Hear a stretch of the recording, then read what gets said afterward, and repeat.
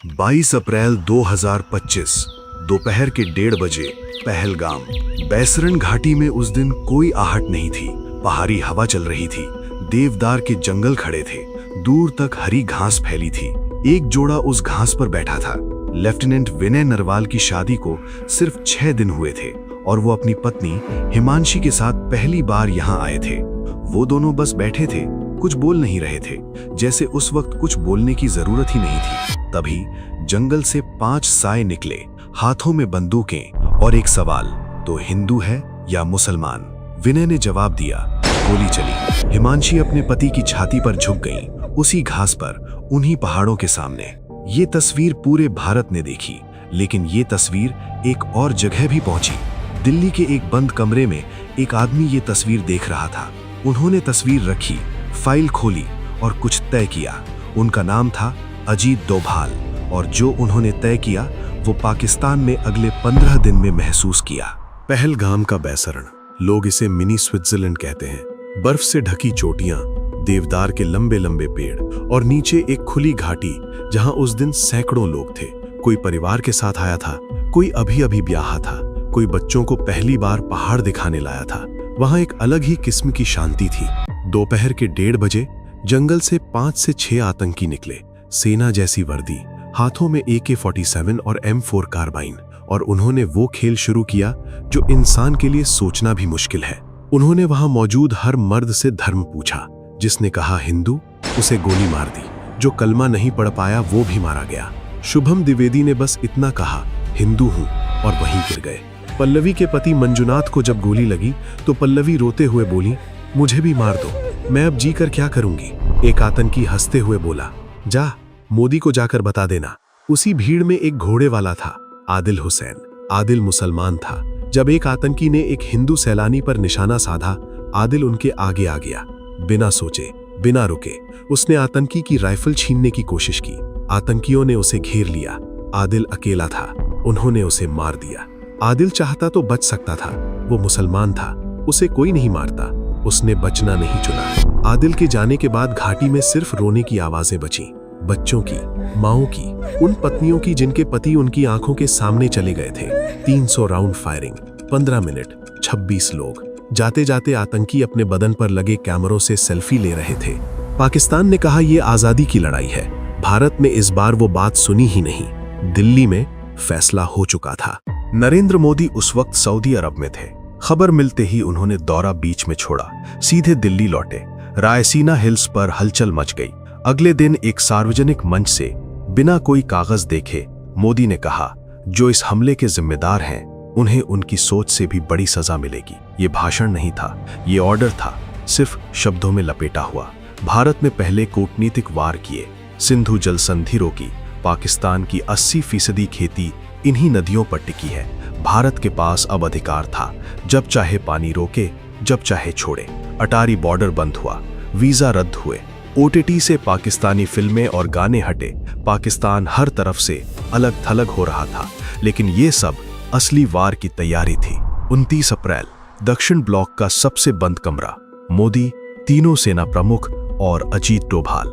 मोदी ने थोड़ा रुककर सधी हुई आवाज में कहा, सेनाएं जो जरूरी समझे, पूरी छूट है। कमरे में चुप्पी थी, लेकिन उस चुप्पी के पीछे डोभाल के दिमाग में एक पुरानी रात चल रही थी। 1999, कंधार, अफगानिस्तान। IC-814 हाईजैक हुआ था। 7 दिन, 176 जिंदगियां और एक मांग, मसूद अजहर को छोड़ो। उस रात मसूद को छोड़ना पड़ा था। डोभाल वहां थे। उन्होंने वो पल देखा था जब भारत के हाथ बंधे थे। उस रात उन्होंने खुद से एक बात कही, भारत दोबारा इतना बेबस नहीं होगा। 25 साल बाद वो वक्त आ गया था। रॉ और NTRO जुट गए।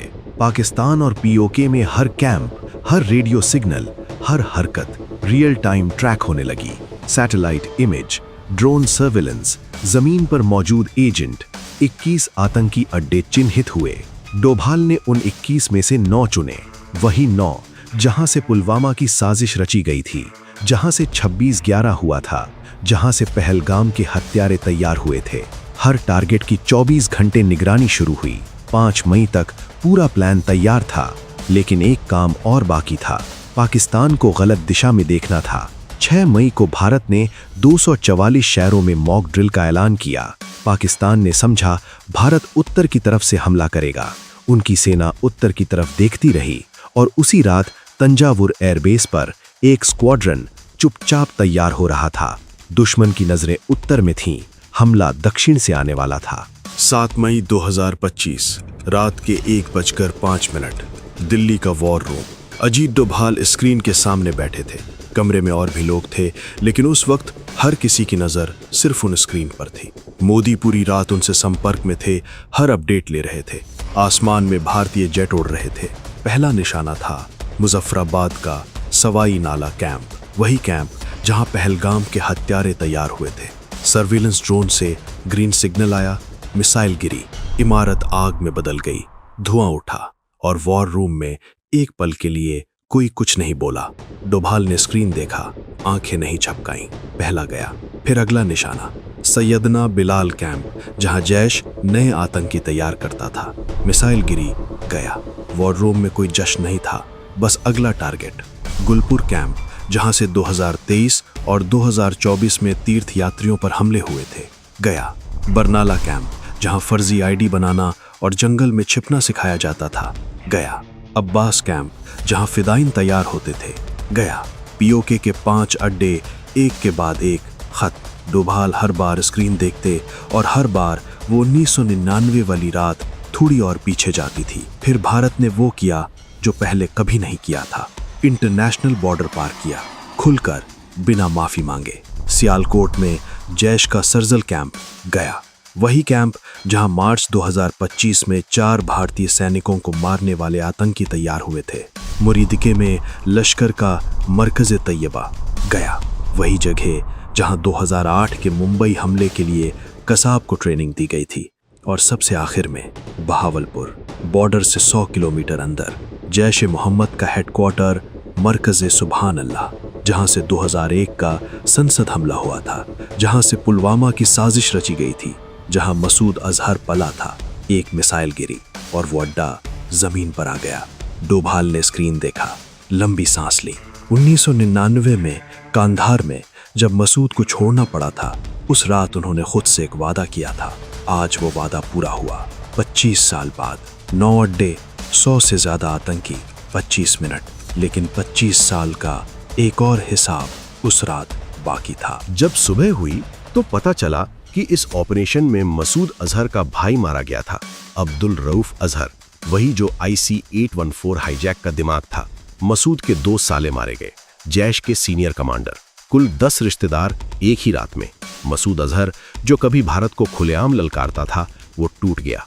उसने कहा, काश मैं भी उनके साथ मारा जाता।